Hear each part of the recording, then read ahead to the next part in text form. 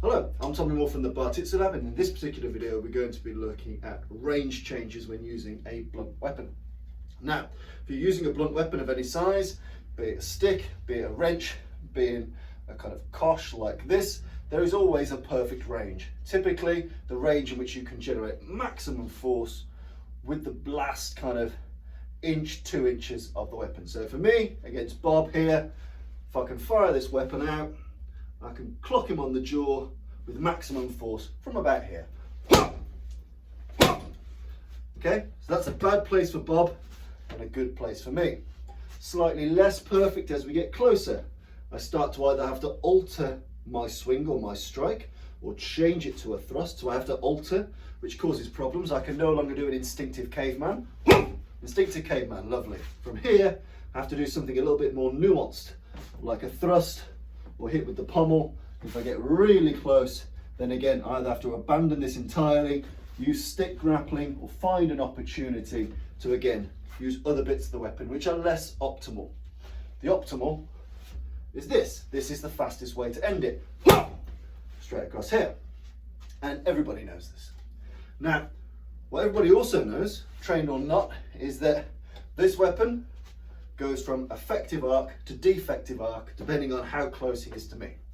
And if he knows I've got a blunt weapon and he crashes into me, he's now nullified my ability to be very decent with this weapon. He's nullified my ability to land something which ends it very quickly and end up in a mauling nasty fight where I might get more injured, he might get more injured. You know, the safest thing for all parties is if you spark the opponent in perfect range.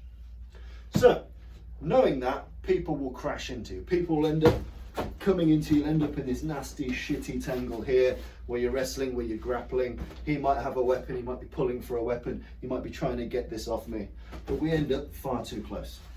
And so we need to get much, much better at being able to use clothes ballistically, use his body, use his clothing to get ourselves back into perfect.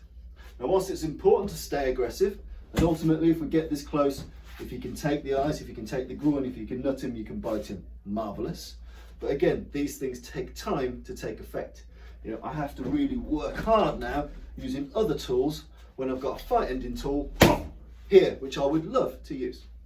So, we end up, I've taken my first shot and he's crashed me, he's closed me, we've ended up in this fucked up tangle. Now, what I want to do is get to an optimum range to deploy my said weapon. So you need to get used to working off the clothes to do that. So one of the first things is getting used to a ballistic stiff arm. Now, people get used to stiff arming in unarmed arts where people just push away from you or punch away from you if they've got boxing gloves on, and they'll make it relatively hard for you to get through. And admittedly, it does take a little bit of a while to essentially nullify a stiff arm. When people are scared shitless, they will push back and hold all hell, even if they're a skinny little thing. So we want to deploy a little bit of stiff arming ourselves. So if we end up in this shitty tangle, first bit, applying a hold to his jacket.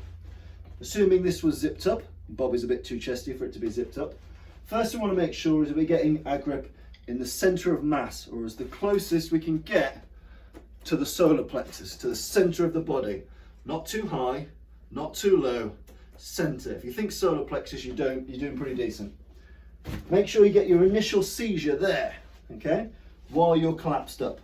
Then the important thing is to punch out, not push, punch out. You are literally punching him away from you as you burst back with your rear leg. So if you imagine we're in this fucked up tangle, I've achieved a center grip. If I get a side grip on either side, I'll turn him, which isn't disadvantageous. It allows me to open up other things, such as striking his leg, striking the back of his head, but I'm still in suboptimal range for the weapon.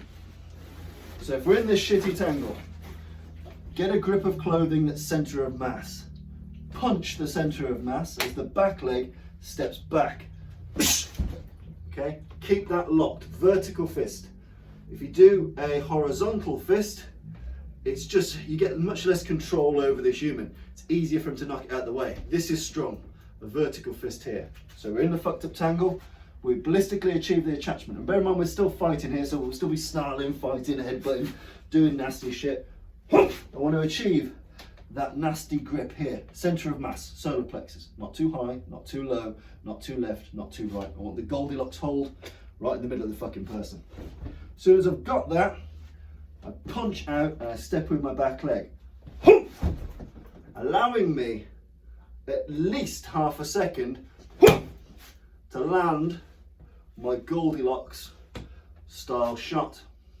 Now what I might want to do, if that hasn't put him away, is I might want to either break away, in which case I've got a couple more shots at being able to take him out before he can close me in again. So I've pushed him off, I've delivered that, I can then break away from here, hopefully he fucks off. I can maintain this stiff arm, and again, having that stiff arm gives me the opportunity to decide now whether I want to go head, or I want to go legs, or I want to thrust. I've got more options here. Soon as I ballistically stiff arm him center of mass, I'm locking him in perfect range for me. For the head, collarbone, leg. Okay, so it's an important thing to get used to. Fucked up tangle, these happen all the time. Ballistically grab, center of mass, punch off. Now you've got the stiff arm. Sometimes, much like in firing weapons, you might need to fire, reposition, because people don't stay in the same place being hit too long. So get used to being able to rag him around, move around with him, wrestle with him, and then do the exact same thing again.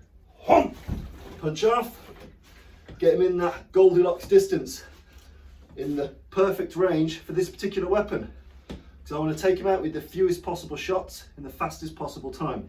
So again, get used to starting out from already here, getting a center of mass grip, punching off and stepping back, Goldilocks shot. If that hasn't put him out, drag and reposition him, stiff arm again, do it again. You might decide to change target. You might have started at his legs and realised he's coked off his tits, in which case, unless I break his kneecap, he's just going to keep coming. So I might initially try the leg, and he's still fucking going for it. So we rag around, we wrestle. I use the same explosive centre of mass push, and now I have to take him up top to the command centre. So again, it's an important thing to understand the anatomy of the coat, the jacket, when using the baton, the stick, the wrench, cosh, and impact tool. Centre of mass for stiff arming puts you in the perfect opportunity to fire in the perfect arc, okay? And it also gets you psychologically ready for, if he has a blade, I want him at maximum distance where he gets the least penetration of me and I get the maximum usage of the weapon. The further away I am within reason, the better my weapon is. Soon as I leave perfect range, obviously that's not true, but from here, I would rather have him at the complete apex of the swing than too close. So if I get in the habit of stiff arming and striking, if he's got a bladed article, he has to reach much further, and even if he does stab me, unless he's got a very long blade, often it will be very superficial, whilst I can do the business up top. You know, and you will happily trade 1 to 2 shallow puncture wounds for the ability at utmost arc to fire your proper shots into him. And obviously proper discipline applies. You want to be using your hips, your shoulders, your knees, your aggression. Yep. And if you do find yourself being closed in upon, you need to have a game plan of being able to fight with things other than this, with your knees, with your elbows, with your teeth, with your head. But as soon as we're here, this largely becomes useless, or becomes less than optimal. So being able to ballistically stiff arm gives me the perfect arc for this, keeps me safe if he's got a knife, allows me to detach if he doesn't, so then he can fuck off. Because another thing, if I remain attached to him, I've essentially stopped him escaping. So you need to use due consideration as to, have I caused enough damage to warrant letting go so he can escape? If I trap him consistently, I'm going to have to really batter him until I knock him out, or worse. Yeah? Sometimes the opportunity, once you've delivered these really good shots, sometimes you might want to use that stiff arm again, but you let him go. And and you get gone, or you maintain range. But if we're talking proper skullduggery, if we're talking proper inflicting of violence, once you've got this, no matter how close you are, once you've punched off and stiff-armed, you strike. If he ever starts to close in on you or make this arm weaker, so your suboptimal range, pull him, drag him, move him around, use your ghetto judo, do the exact same thing. Move him around, move him around, you're ragging him with you. So punching into that centre of mass. Remember, if you just do the shoulders or the side of the lapel, you'll twist him, but you still won't have the range necessary to deploy the weapon. And depending on the size of the weapon will dictate the range. If there's a shorter blackjack, I might not need as long. If I've got a long stick or a heavy wrench or a baton, I might need this full arm extension. But make sure this is percussive. This is a punch. Even if his jacket's open, pull that as close to centre of mass as you can. Don't just have it out here, centre of mass. If you do too low, often you won't be able to get that full extension. You won't be able to push his body back. The body is quite strong here. So when you push on it, unless you're delivering a really solid knee, it'll take it and you won't have that space. Whereas here, I've got perfect opportunity. You'll notice the leg stepping back is as important as the punch. And you'll notice that I'm retaining the weapon. There's no point me punching forward and leaving the weapon here, because he'll be grabbing it, he'll be all over it. As soon as one hand's on this, it's no longer my weapon, it's our weapon. We both have it. So, I've retained this weapon. I've given myself optimal distance. It's hard for him to stab me. It's hard for him to move back. I've got him at optimal range, retained my particular tool to deliver that Goldilocks perfect strike. I can deliver it high, low, however I want to do it, and I've got the space, and space equals time. As soon as I've got the space, I can be a little bit more discerning as to whether I go jaw, temple, throat, collarbone, kneecap. I've got that extra millisecond to decide whether to be nice or very evil, or a mixture of the two.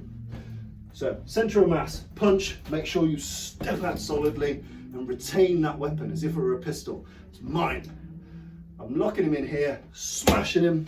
As soon as he starts to get a bit cute or to try and fight that arm, you push him off, or you pull him in and you rag him around, you move him different direction, you do other stuff, you punch him, you kick him, then eventually, boom, you rinse and repeat, and